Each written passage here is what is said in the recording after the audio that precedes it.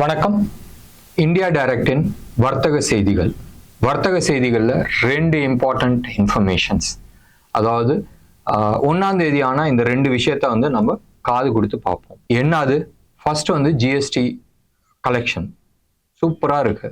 மாதம் வந்து இந்த வட்டிக்காரன் கலெக்ஷன் பண்ணுவான் தெரியுமா? அது மாதிரி நம்மளும் வந்து ட்ரேடர்ஸ் எல்லாருமே வந்து அந்த டேட்டாஸ் பார்க்க ஆரம்பிச்சிட்டாங்க. எவ்வளோ?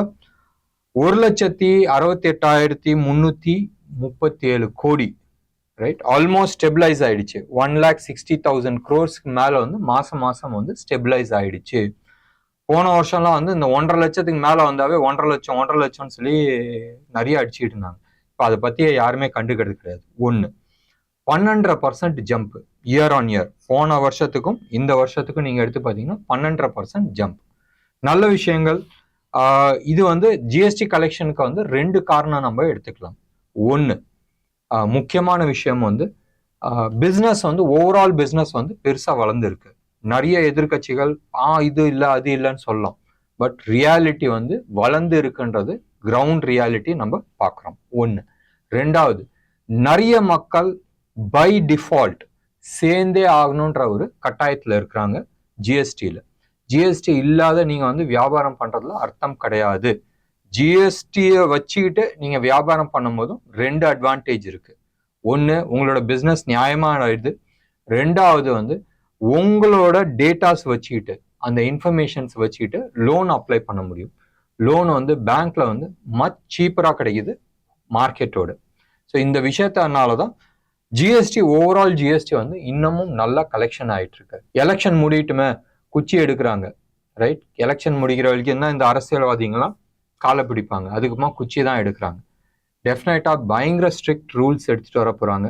அண்ட் எனக்கு தெரிஞ்சு இப்போ சமீப காலமாக நிறைய பேத்துக்கு வந்து 18-19 ஜிஎஸ்டியில் நடந்த குளறுபடிக்கெல்லாம் இப்போ வந்து ஃபைன்ஸ் கலெக்ட் பண்ணிட்டு இருக்காங்க. ஸோ வரும் காலத்தில் நிறைய கலெக்ஷன்ஸ் நம்ம பார்க்கலாம். ஒன்று. ரெண்டாவது, ஆட்டோ சேல்ஸ் நம்பர் வந்து இந்த தடவை ஓரளவுக்கு வந்து நார்மலாக வந்திருக்கு. இன்னொன்று மிக மிக சந்தோஷமான விஷயம், இந்தியாவோட டாடா மோட்டார்ஸ் நம்பர் 2 பொசிஷனுக்கு வந்துட்டாங்க. ஆல்ரெடி நம்பர் 2 பொசிஷன்ல காம்படிஷன்ல இருந்துச்சு. இந்த தடவை டிசைசிவா வந்து ஜெயிச்சு வந்திருக்காங்க. நம்பர் 1 அக்கம் பக்கத்துல கூட யாருமே கிடையாது, மாருதி. Number 2 Tata Motors. பிப்ரவரி மாசத்துல வந்து அவங்க 51,267 வண்டியை வந்து வித்திருக்கிறாங்க. நான் சொல்றது வந்து பேசஞ்சர் வெஹிக்கிள். ஒன்று. இவ்வளவு நாள் வந்து ஜாஸ்தி வித்துக்கிட்டு இருந்தது, நம்பர் 2 பொசிஷன்ல இருந்தது வந்து ஹோண்டாய். அவங்க வந்து 50,200 யூனிட்ஸ் வித்திருக்கிறாங்க. So close to about 1000 unit, right? 1000 யூனிட்ன்றது என்னடா பெருசுன்னு சொன்னால் 2% மார்ஜின்ல வந்து அவங்க பீட் பண்ணியிருக்கிறாங்க. So Tata motors is performing very well. அவங்களோட எல்லா வெஹிக்கிளுமே வந்து ஸ்ட்ரென்த் வைஸ் ஆகட்டும், ஃபீச்சர் வைஸ் ஆகட்டும், அவங்க எல்லா கேட்டகரியுமே வந்து சும்மா அப்படி வந்து நிற்கிறாங்க. நல்ல விஷயங்கள். டொமஸ்டிக் வெஹிக்கிள்ஸ் வரட்டும். அண்ட் ஹோண்டாய் வந்து இதை ஒரு ஆப்பர்ச்சுனிட்டியாக யூஸ் பண்ணி என்கேஷ் பண்ணலாமான்னு பார்த்துட்டு இருக்காங்க. இந்த வருஷ கடைசிக்குள்ள மிக பிரம்மாண்டமான ஐபிஓஸ் வராங்க. எப்பயுமே ஒரு கம்பெனிஸ் வந்து அவங்களால சம்பாதிக்க முடியலன்னு சொன்னால் அந்த கம்பெனியை வந்து யார் தலையாச்சும் கட்டுறதுக்கு பார்ப்பாங்க. இந்த நேம் ஆஃப் ஐபிஓ பார்க்கலாம். ஏன்னா அவங்கள்ட்ட இல்லாத பணமா, ரைட்? ஏன் இந்த சமயத்தில் ஆல்மோஸ்ட் 20-25 வருஷம் இண்டஸ்ட்ரியில் வந்ததுக்கு அப்புறமா அவங்க வந்து ஐபிஓ வரணுன்றது தெரியாது. ஏதோ வந்து எலி அம்னமா ஓடுது, நம்ம பார்த்துக்கலாம். அடுத்த செய்தி நம்ம பிரதமரை பற்றி. ஆல்மோஸ்ட் ஸ்டேட்டாக ஜம்ப் பண்ணிட்டு போயிட்டு இருக்காரு. எலெக்ஷன் வருதுல்ல, எலெக்ஷன் வரதுக்குள்ள எல்லா ப்ரோக்ராமையும் லான்ச் பண்ணி ஆகணும். இல்லாட்டினா ஒன்றும் பிரச்சனை கிடையாது, இவங்க தான் வரப்போறாங்கன்றது ஆல்மோஸ்ட் முடிவாயிருக்கு. ஸோ வந்தும் லான்ச் பண்ணலாம். பட் எலெக்ஷன் போதும் எப்பயுமே ரிப்போர்ட் கார்டு கொடுக்கறது வந்து நல்ல விஷயங்க. அண்ட் அந்த விஷயத்துல முந்தா நேற்று தமிழ்நாட்டில் இருந்தாரு, ஆல்மோஸ்ட் 17,000 கோடிக்கு வந்து லான்ச் பண்ணாரு. நேற்று பீகார்ல இருந்தாரு, 1.25 லட்சம் கோடிக்கு வந்து அங்க லான்ச் பண்ணாரு. இன்னைக்கு ஜார்க்கண்ட்ல வந்து ரயில்வே, பவர், கோல் ப்ராஜெக்ட் வர்த் 26,000 crores, 26,000 கோடி வந்து லான்ச் பண்ணியிருக்கிறாங்க. எல்லா பணத்தையும் வந்து அப்படி வச்சிருந்து எலெக்ஷன் சமயத்துல வந்து யூஸ் பண்றாங்களோன்றது ஒரு சின்ன இருக்கு. அடுத்தது வந்து ஃபெச் யாருன்னு சொன்னால் ரேட்டிங் ஏஜென்சி. இந்த மோடி, கிறிசல், ஃபெட்ச் யாருன்னு சொன்னால் இந்த மோடி, கிறிசில், இது மாதிரி ரேட்டிங் ஏஜென்சிஸ். இந்த ரேட்டிங் ஏஜென்சிஸ் என்ன பண்ணியிருக்கிறாங்கன்னு சொன்னால் டாடா கெமிக்கல்ஸை பாசிட்டிவ்னு இருந்தது அப்படி இறக்கி ஸ்டேபிள்னு வச்சிருக்கிறாங்க. ஏன் அப்படி வச்சிருக்கிறாங்கன்றது தெரியாது. But overall chemical sector, Tata chemical மட்டும் இல்லை, ஓவரால் கெமிக்கல் செக்டர் எல்லாமே வந்து டவுன் ஆயிருக்கு. அந்த டவுன் ஆனது வந்து இன்னும் எவ்வளோ டவுன் ஆகும் வாங்கல, நாளைக்கு சாயந்தரம் வந்து நம்மளோட ப்ரோக்ராம்ல இதை பத்தி ஒரு ஸ்பெஷல் வீடியோவே நான் போடுறேன்னு. ஏற்கனவே வந்து நான் சொல்லியிருந்தேன், கெமிக்கல் செக்டர் தான் வந்து ஊர்ல நிறைய டாப் அனாலிஸ்ட் வந்து பை பண்ணுங்க, நிறைய கரெக்ஷன் ஆயிடுச்சு, ரிவர்ஸ் ஆகும்னு சொல்லிட்டு இருக்காங்க. நான் வந்து வேற ஒரு ஸ்டாக்கை நான் சொல்லியிருந்தேன். 2 நாளைக்கு முன்னாடி நம்ம யூடியூப்லயும் நம்ம பேசியிருந்தோம். டெஃபினட்டா நாளைக்கு வந்து வீடியோல இதை பத்தி கவர் பண்றேன், பாருங்களேன். அடுத்தது மிக மிக இம்பார்ட்டன்ட் நியூஸ் என்னதுன்னு சொன்னால், நாளைக்கு ரைட் சனிக்கிழமைக்கு லைவ் ட்ரேடிங் இருக்கு NSC and BSc. As usual காலையில் 9:15க்கு மார்க்கெட் 9 o'clock ஓப்பன் ஆகுது. 9 to 9:15 pre open, 9:15 to 10 o'clock வரைக்கும் ட்ரேடிங் இருக்கு. 10 o'clock முடிஞ்சோடனே மறுபடியும் அடுத்த செஷன் வந்து 11:30க்கு வந்து ஆரம்பிக்கிறாங்க. 11:30லேருந்து 12:30 வரைக்கும் ட்ரேடிங் நடக்குது. இது எதுக்கு ட்ரேடிங் நடக்கிறாங்கன்னு சொன்னால் லைவா டெஸ்ட் பண்றாங்க. எப்படி லைவா டெஸ்ட் பண்றாங்க? ஒரு மிஷின் வச்சு லான்ச் பண்றாங்க. சப்போஸ் ரியல் டைம்ல இந்த மிஷின் கிராஷ் ஆயிடுச்சுன்னு சொன்னால் அடுத்த மிஷின் வச்சு லான்ச் பண்றதுக்கு ஸோ பேரலா வந்து சிஸ்டம் ஓடிட்டு இருக்கு. ஸோ இந்த விஷயத்த தான் வந்து அவங்க ட்ரை பண்ண போறாங்க. ஒரு சர்வர் வச்சு வந்து அவங்க ஒர்க் பண்றாங்க. சப்போஸ் இந்த சர்வர் டவுன் ஆச்சுன்னு சொன்னால், ஸோ மார்னிங் செஷன் ஒரு சர்வர், ஆஃப்டர்நூன் செஷன் அதாவது 1 மணி நேரம் கழிச்சு 11:30க்கு ஆரம்பிக்கிறது செகண்ட் சர்வர் வச்சு ட்ரை பண்றாங்க. இந்த ட்ரை வந்துச்சுன்னு சொன்னால் எனக்கு தெரிஞ்சு மிக விரைவில் ரைட் பேசிட்டு இருக்காங்க தெரியுமா, காலையில 9:15 to 3:30 வரைக்கும் ஒரு செஷன், மறுபடியும் 5:30 இல்லை 6 o'clock to நைட் 11 o'clock வரைக்கும் ஒரு செஷன் இருக்கும்னு. அதுக்கா ஏற்பாடு இருக்கும்ன்றது மனசுல ஒண்ணு. ரெண்டாவது, எப்பயுமே அந்த ரிடண்டன்ட் சிஸ்டம் இருக்கிறது வந்து பெட்டர்ல. ஸோ அதுக்கான ஏற்பாடும் நடந்துட்டு இருக்கலாம். நம்மளுக்கு பின்னாடி இருக்கிற விஷயம் தெரியாது, ஐடினால இந்த விஷயத்த நான் வந்து உங்க கூட ஷேர் பண்ணேன். அடுத்த செய்தி, ஐஓசி கேஸ் விலையை ஏற்றி இருக்கிறாங்க. சத்தியமா கேஸ் விலை எலெக்ஷன் சமயத்துல உங்க வீட்டு என் வீட்டு கலெக்ஷனை வந்து ஏற்ற மாட்டாங்க.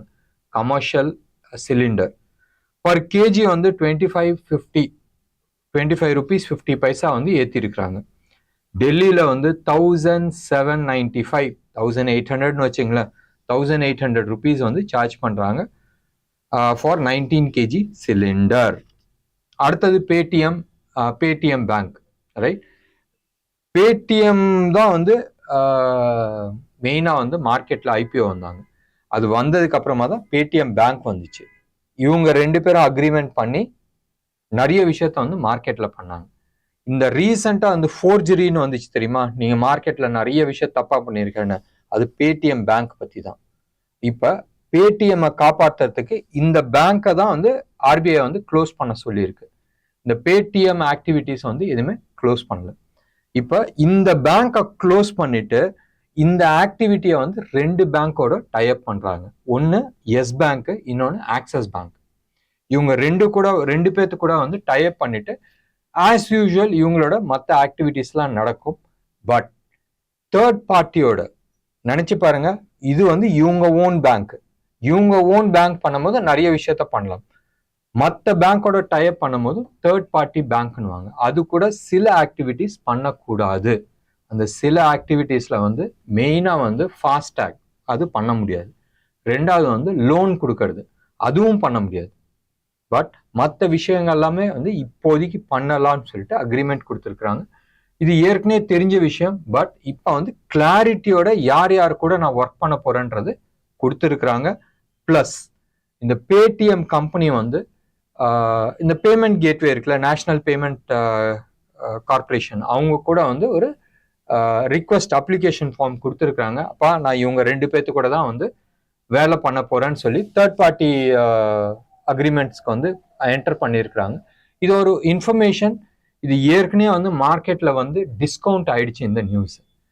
பார்க்கலாம் இந்த பேங்க் இல்லாத பேடிஎம் வந்து எப்படி பர்ஃபார்ம் பண்ண போகுதுன்றது இந்த மார்ச் 15th அப்புறமா. சிஜி பவர் இன்னைக்கு வந்து 12% ஜூம்னு மேல போச்சு ரைட். ஏன்னு சொன்னால் இவங்களும் வந்து செமிகண்டக்டர் பிசினஸ்ல வராங்க. குஜராத்ல வந்து ஒரு பெரிய பிளான்ட் வந்து செட்டப் பண்றாங்க. நல்ல விஷயம், பவர் செக்டார்ல இருக்கிறாங்க, நான் சிப் செக்டார்லயும் வரேன்னு சொல்லிட்டு வந்திருக்கிறாங்க. வரட்டும், எல்லாமே வந்து பெரிய லெவல்ல வந்து வருது. டாடா குரூப்பும் வந்து உள்ள வந்திருக்கு, இவங்களும் வந்து உள்ள வந்துட்டு இருக்காங்க. நிறைய பேர் வந்து செமிகண்டக்டர் லெவல்ல உள்ள வராங்க. நேத்து எலக்ட்ரானிக் டிவிஷனுக்கான மினிஸ்டர் சூப்பரா வந்து ஒரு விஷயத்தை எக்ஸ்பிளைன் பண்ணிட்டாரு. ஒரு மினிஸ்டர் வந்து இந்த அளவுக்கு வந்து எக்ஸ்பிளைன் பண்றாங்கன்றது சூப்பரா வந்து பேசியிருந்தாரு. அவர் வந்து என்ன சொல்றாருன்னா, இந்த கம்பெனிஸ் எல்லாம் வருது மேல, ரைட், இது எல்லாமே இருக்கட்டும், பட் இந்தியா நம்ம வந்து என்ன ஆட் பண்றோம்னு சொன்னால் ட்ரெயின்டு டெக்னீஷியன்ஸ், அதாவது இருக்கிறதுலே பெஸ்ட் டேலண்டட், அந்த இண்டஸ்ட்ரிக்கு என்ன வேணுமோ அந்த டேலண்ட்டை வந்து நாங்கள் உள்ள எடுத்துட்டு வரோம். அந்த டேலண்ட்டுக்கான என்னென்ன வேலை பண்ணுமோ அது எல்லாத்தையுமே நாங்கள் வந்து எடுத்துட்டு வரோன்றது சொல்லியிருந்தாரு. ஒன்று. ரெண்டாவது, இந்த சிப் மேனுஃபேக்சரிங் பண்றதுக்கு வந்து சில சாஃப்ட்வேர்கள் வேணும். அந்த சாஃப்ட்வேர் வந்து ஒரு 3 கம்பெனிஸ் பண்றாங்க. அதுல ஒன்று சீமென்னு தெரியும், மீதி 2 எனக்கு ஞாபகம் இல்லை. அந்த சாஃப்ட்வேரோட விலை, ஈச் லைசன்ஸ் வந்து 10 கோடி ரூபா. ஸோ இண்டிவிஜுவல் கம்பெனிஸோ இல்லை இண்டிவிஜுவல் யூனிவர்சிட்டிஸோ அதை வந்து எடுத்துட்டு வர முடியாது. ஸோ கவர்மெண்ட் ஆஃப் இந்தியா என்ன பண்ணிருக்குன்னா, இந்த 3 கம்பெனி கூட உட்காந்து பேசி ஆயிரக்கணக்கான லைசன்ஸ் வாங்கியிருக்கிறாங்க, கவர்மெண்ட் பே பண்ணி. அண்ட் இந்த லைசன்ஸ் எல்லாமே வந்து இந்தியாவில் இருக்கிற டாப் எஜுகேஷன் இன்ஸ்டிடியூட்டுக்கு வந்து ஃப்ரீயாக கொடுத்துருக்குறாங்க. ஞாபகம் வச்சுங்க, ஃப்ரீயாக கொடுத்துருக்குறாங்க. இது ஐஐடி மட்டும் இல்லை, மற்ற நிறைய இன்ஸ்டிடியூட்ஸ்க்கும் கொடுத்துருக்குறாங்க, யூனிவர்சிட்டிஸ்க்கு கொடுத்துருக்குறாங்க. அப்போ என்ன ஆகும், நம்மளோட ஸ்டூடெண்ட்ஸ் லைவா சிப் R&D ஒர்க்கு அவங்க காலேஜ் லெவல்லே வந்து ப்ராக்டிஸ் பண்ண முடியும். அப்போ என்ன ஆகும்னால் நம்மளோட டேலண்ட் பூல் பெருசாகும். அந்த டேலண்ட் பூல் பெருசாகும் போதும் சிப் மேனுஃபேக்சரிங் இண்டஸ்ட்ரி வந்து பயங்கர பிரம்மாண்டமாக வரதுக்கான சான்சஸ் நிறையா இருக்கு. இந்த ஒரு செக்டார் உலகத்துல மிக மிக மிக பெரிய விஷயம்.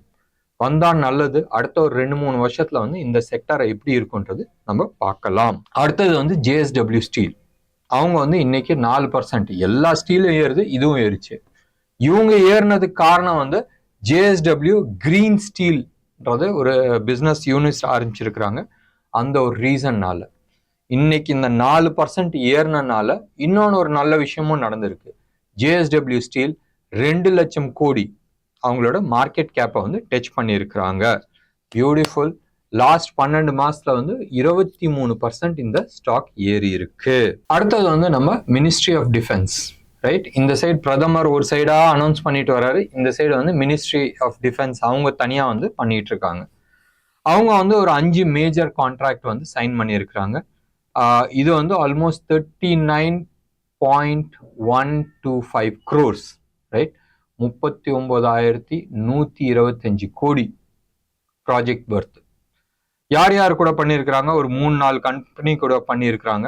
இதுல வந்து ஃபர்ஸ்ட் வந்து ஹிந்துஸ்தான் ஏரோநாட்டிக்ஸ், இவங்க கூட வந்து ஆல்மோஸ்ட் 5,250 கோடி ரூபாய்க்கு வந்து இன்ஜின்ஸ், நம்ம MiG-29க்கான இன்ஜின்ஸ் அது முடிஞ்சு போச்சு, இன்னும் கொஞ்சம் எக்ஸ்டெண்ட் பண்றாங்கன்னு நினைக்கிறேன். அதுக்கான இன்ஜின்கான அக்ரிமெண்ட் ஒன்று. ரெண்டாவது வந்து எல்என்டி கூட வந்து ஹை பவர் வெப்பன் சிஸ்டம், அதாவது வெப்பன் எங்க இருக்குன்றது கண்டுபிடிக்க ரேடாஸ்ன்னு வச்சுங்களேன். அந்த டீட்டெயில்ஸ்குள்ள போக வேணாம். ஆல்மோஸ்ட் 13,400 கோடிக்கு வந்து ஆர்டர் பிளேஸ் பண்ணியிருக்காங்க. எக்ஸாக்டா சொன்னா 13,390 கோடிக்கு வந்து ஆர்டர் பிளேஸ் பண்ணியிருக்கிறாங்க எல்என்டிக்கு.